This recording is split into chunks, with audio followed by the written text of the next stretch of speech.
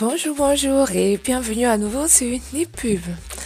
Je fais un petit tutoriel sur Excel qui vous montrera comment en fait réaliser une mise en forme conditionnelle et pouvoir en fait jouer avec tout ce qui est jeu d'icônes dans Excel. Donc nous y voilà. Comment ça marche? Donc dans Accueil, normalement, vous avez ici un petit onglet Mise en forme conditionnelle. Ça identifie les tendances et modèles dans les données à l'aide des barres, des couleurs, des icônes pour mettre en valeur visuellement les valeurs importantes. Là, je n'ai fait que lire le texte de Excel. Donc par exemple, ici, nous allons faire des mises en forme assez simples déjà pour commencer.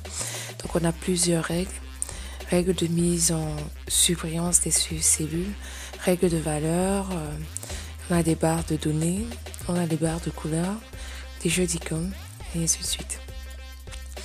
Donc déjà, pour commencer, on va faire quelque chose de simple. On dira que si on met une valeur là supérieure à 5, on aimerait que le texte soit foncé. Après, on peut changer. Il y a plusieurs façons de le faire. Déjà, on va faire ce qui existe, qui est simple. Donc, en mettant 5, on voit bien que rien ne se passe. Si on met 9, on voit bien que ça change.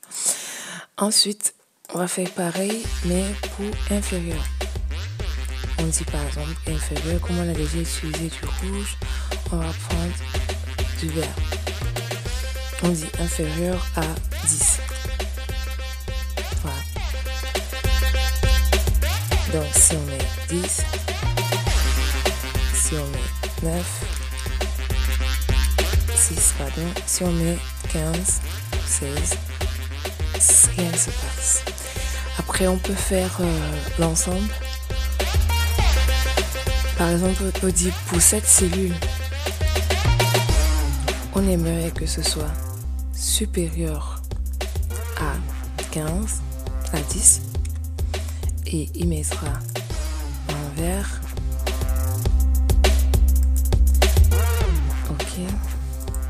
Et pour la même cellule, on aimerait que ce soit inférieur à 5.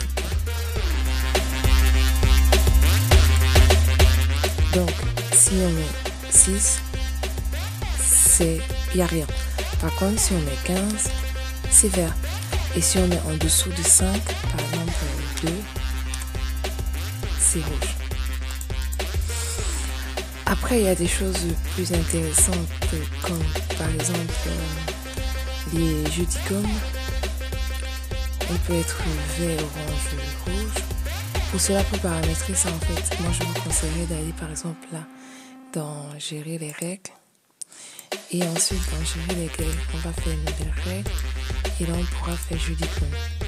Un jeu d'icône, on peut choisir circulaire, on peut choisir des flèches, on peut choisir des feux tricolores, de circulation, on peut choisir tout ce qu'on veut.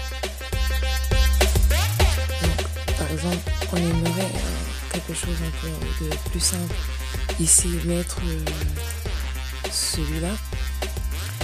Et après, on peut avoir soit l'icône, soit on affiche aussi les chiffres. Pour afficher que l'icône, il faut cliquer sur dans cette case. Pardon. Et donc ici, s'assurer toujours qu'on est en nombre. On va faire quelque chose de simple. Donc si je mets par exemple la 4, 3, 2 et 1. Je fais OK, appliquer et OK. Pour que ce soit plus visible, je vais déjà mettre un peu plus de caractère. J'augmente un peu plus sa police. Ensuite, si je mets 4 ici, qu'est-ce que ça me donne? Ça me donne 3, 2, 1 et 0. Oui. Donc ça donne exactement ce qu'on a choisi tout à l'heure. On peut faire pareil en fait aussi pour tout ce qui est flèche ou nuance de couleur. Ok. Là, je vais m'arrêter pour ne pas essayer de vous fatiguer. Par contre, je vous invite à jouer aussi avec toutes ces barres pour voir à peu près comment ça réagit. Vous verrez, c'est génial.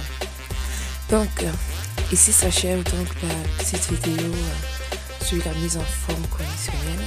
Et je vous souhaite donc de profiter de cette petite vidéo et n'hésitez surtout pas, si vous avez des questions, si vous êtes bloqué quelque part, à me laisser un commentaire, à me contacter et je n'hésiterai pas de vous envoyer une réponse dans la mesure du possible. Merci et à très bientôt sur la chaîne Nipul.